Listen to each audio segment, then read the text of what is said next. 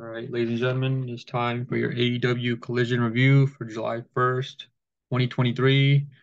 This episode is pretty much about Owen Hart tournament, the first round matchups. It's Samoa Joe versus Roderick Strong in the main event, Powerhouse Hobbs versus Dustin Rhodes, and Juice Robinson versus Ricky Starks. They had a MJF appearance. He had a match against some nobody, and then he faced somebody from Hamilton. So yeah, but the Owen Hart tournament, the brackets right here. First round matchups were pretty much predictable. Stupid ad. So yeah, cmpunk, he beat some random dude from New Japan last week. Samoa Joe, it was obvious he was gonna win. Powerhouse Hobbs, and then Ricky Starks. So it's pretty predictable. Now where it gets interesting is semifinals. Don't know who's gonna win those, so see how happens with that. But I'll talk about the semifinals later. End of the review. All right, first up we got MJF. He pretty much squashes a jobber, beats the shit out of him. And after the match, he grabs a mic. He says, "You stupid Canadians are unintelligent. When I'm holding the mic, you keep your hillbilly white trash mouth shut. I was supposed to have a day off today. Instead, I had to come to crappy ass Hamilton filled with the dumbest pieces of trash I've seen in my life. I'll beat anybody from Hamilton and put my title on the line." And then some fat guy comes out. I've never seen him before. So he starts walking towards the ring, and then all ego Ethan Page, he comes out. He's like, "Head to the back, buddy. I got this," or whatever. And then MJF's on the mic. He's about to tell Ethan Page you're not on his level, and before he can even finish that sentence, he slaps the mic out of his hand. And then Ethan Page, he grabs the mic. He's like, "You were about to tell me that I'm not on your level. Everyone does know what I'm capable of. They don't give a crap. Remind them, and I'll remind you that the cloth that Ethan Page is cut from." And then what was it? Oh, he was talking about his dad or whatever. He's like, "Oh, be happy. People like you got a job or whatever. You know, the people at his work were telling him, oh, be happy." And his family was telling him to be happy. And he's like, "My dad taught me not to listen to you." He's like looking right at MJF, and he says, "The lazy, the spoon-fed, chosen. I'm not you. I'm not a bare minimum bitch." But that was a great line from Ethan Page. "You're not my world champion." AEW asked him to promote this tour, this Canadian tour. And then he says, "My wife told me, when is this company going to pay you back for all the extra shit you do?" And then he says, "I said in due time." He says, now's that time." So we got a match with Ethan Page and MJF for the world title. MJF applies the Boston Crab. He had this on for a while. Ethan Page, he tried to get to the ropes. MJF pulled him back. He tried to get to the ropes, pulled him back, and then finally at the third attempt, he got to the ropes. Ethan Page had an RKO. At this point, he starts selling a knee injury, and Ethan hit the big boot, and he hit a power slam for a 2 count. And he hit the twist of fate. And then Ethan Page hit the power slam from the second rope. And MJF got the ropes. And then MJF hit the heat seeker for the win. There's no chance Ethan Page is going to win this. I don't know what the fuck this guy's been. He hasn't even been on TV in months. Just randomly shows up and he's going to win the world title. Man, don't work like that. But yeah, it's just kind of random. No real story here. All right, next up, we got Dustin Rhodes versus Powerhouse Hobbs in a quarterfinal match in the Owen Hart tournament. Uh, Will Hobbs with QT Marshall and some blonde girl I've never seen before. I think she's new or whatever. So he was with those two outside the ring. Early part of the match, QT Marshall trips Dustin Rhodes while the ref's not looking. And that gives Powerhouse Hobbs the upper hand to attack uh, to attack Rhodes, and then the refs distracted again with Will Hobbs and QT Marshall. He threw Dustin Rhodes into the ring post, and this caused him to bleed. He started gushing blood when they came back from commercial. Dustin hit the crossroads and a pile driver for a 2 count, and then Dustin Rhodes hit a code red for a near fall. Hobbs hit a power spine buster for a 1 count. Commentator losing their shit because it was a 1 count. And then Dustin hit a power slam for a near fall, and Hobbs hit the spine buster for the win. So Powerhouse Hobbs advances to the semifinal in the Owen Hart tournament. This was a solid match. Wasn't bad. All right, next up we had Miro. He's pretty much squashes a jobber. I think he's pretty much gonna squash jobbers and like nobodies until like maybe a couple months before he gets into a big feud. So we can get him some wins, I guess. But he's got to be on the show every week. All right, next up we got Tony Schiavone's in the ring. He his guests are the Bullet Club Gold or whatever, Jay White, Juice Robinson, and the Gun Club. Guns say or the Guns say, oh, people want to ask us why we joined the Bullet Club or whatever. They're pretty much going over Jay White took the history and Juice Robinson's history from like New Japan and shit. We care about that part, and then the Guns say they beat your favorites. This is, we had our first match 16 months ago. He says we beat your favorites, the Acclaimed, Ricky Starks, the Hardys, FTR, and CM Punk. And then Tony Schiavone says members from the Bullet Club Gold have been barred from ringside. This was news to Jay White and the rest of the guys. Says Jay White grabs the mic. He says, are you making these decisions, Tony? No more talking for you. I got something to say to CM Punk. If that's your gold in your bag, that goodie bag that red bag he had when he first showed up, his first segment. And then he's like, your world title. He was like questioning if it was his. Pretty much challenges CM Punk to a match for the world title. So it looks like CM Punk's this is gonna be one of his feuds with Bullet Club Gold with Jay White. And then so right after this segment, they go to the backstage segment.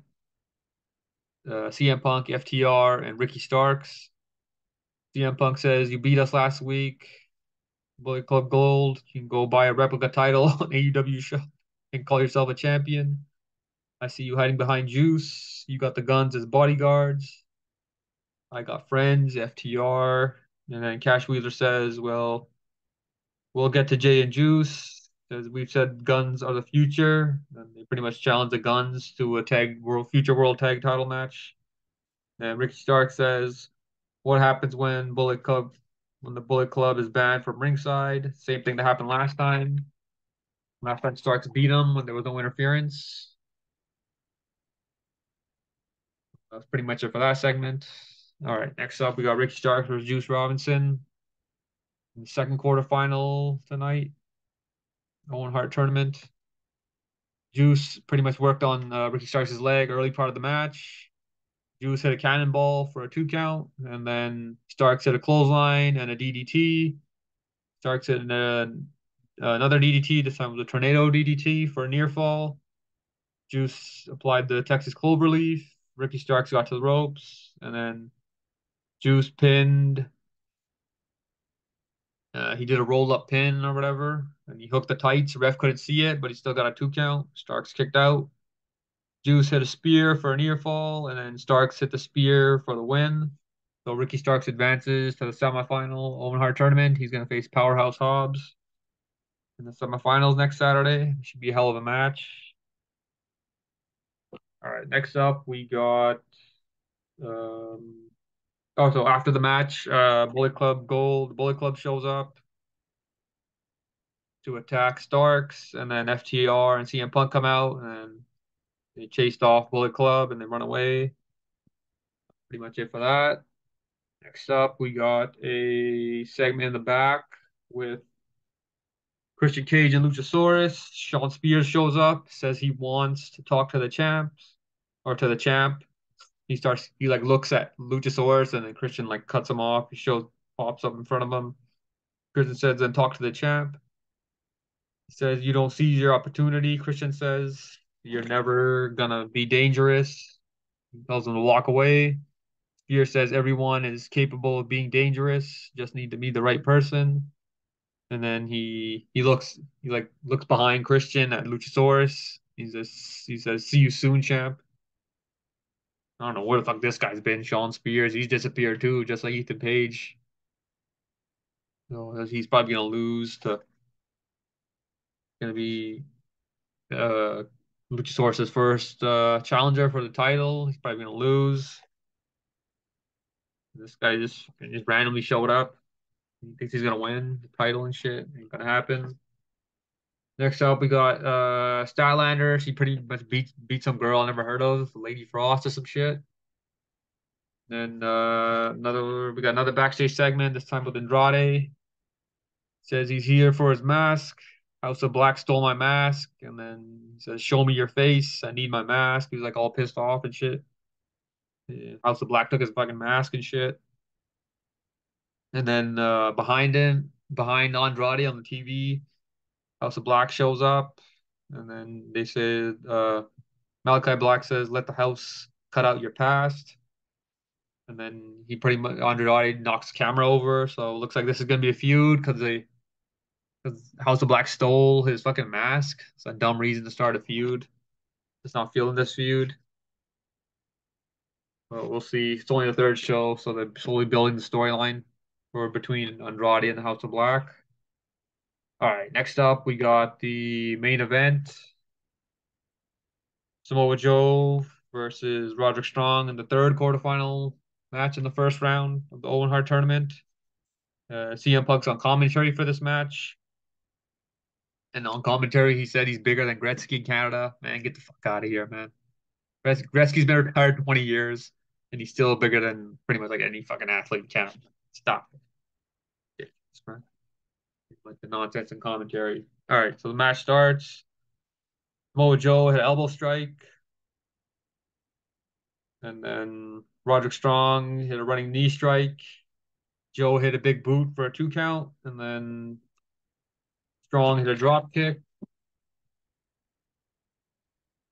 And then Strong hit a big boot for an ear fall, and then he hit the angle slam. Page out of Kurt Angle's playbook. He got a 2 count. Joe applied the coconut clutch. Strong didn't tap out. He passed out pretty much.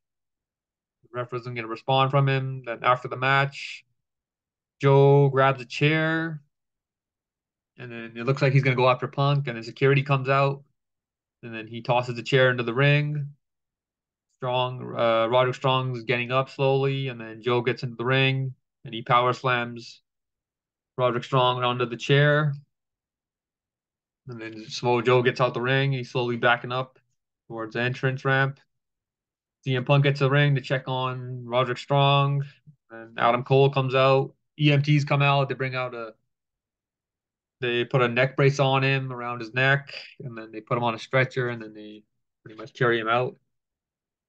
So they shot that angle at the end, so it looks like CM Punk's got another feud with Samoa Joe, and he's feuding with what's the face Bullet Club. So he's got two feuds going on same time. But the way they should book this is so we got CM Punk Samoa Joe. That's most likely going to be the main event next week for for Collision. Whoever loses, I think this is how they should book it the week after. Whoever loses should cost the finalist in the finals. So let's say predict it right now. I think Samoa Joe wins, and then the other side of the bracket we got Starks versus Hobbs. Probably go with Ricky Starks on that one. He's better on the mic. He's a little bit better on the mic than Will Hobbs. But CM Punk and Samoa Joe shouldn't be winning because you got to build a new star. hopefully this leads to something for if I'm predicting this right, if Starks or Hobbs wins and they get like a big feud after they win this tournament. Yeah, but CM Punk and Samoa Joe don't need to win this tournament. So yeah, I think Samoa Joe wins, and then in the finals, oh God, Samoa Joe versus Ricky Starks. It should be CM Punk. He costs Samoa Joe in the finals, and then you can start a feud like that, and then Samoa or and then so after that, the intrigue's gonna be like, oh, why did CM Punk cost Joe the finals? What did he do that for? So that makes it interesting, right? Because that gives you intrigue going to the next episode. So it could be a reason. I'm just trying to think here. CM Punk, you could say like I think they were showing, or I think they feuded before in Ring of Honor. They didn't feud in WWE because Punk left, and then Samoa Joe I think got there after CM Punk left WWE. So they never had a match. I think they had a match in Ring of Honor, or a few matches in Ring of Honor, so they could bring that up. Somewhat of a story. I never saw Ring of Honor, so I wasn't into it because WWE was around. I was watching WWE pretty much around there in WCW. That was going on. So yeah, you could bring that up, and then you can give a reason or some shit. Wants to like reignite the feud or something. So you just start off the story based off of that for the Ring of Honor feud, I guess, some shit like that. But yeah, CM Punk, Samoa Joe, they don't need to win the tournament. They already made guys, right? They're established guys, so they don't need to win the tournament. So yeah, that was pretty much it for AEW Collision. See ya.